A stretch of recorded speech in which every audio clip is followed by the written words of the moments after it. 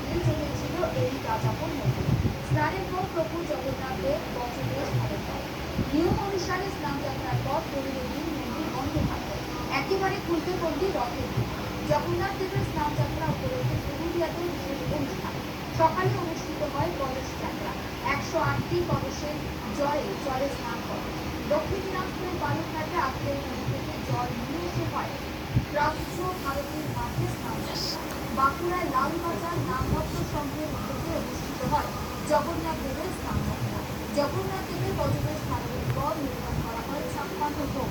কোচবিহারের ঐতিহ্যবাহী মদনমোহন মন্দিরে হয় জগন্নাথের স্নান কর্ম। রাজ আমলের পরম্পরা নিয়ে হয় পুজো পাঠ।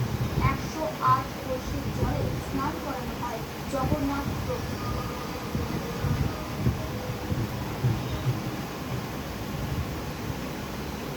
খবর প্লাস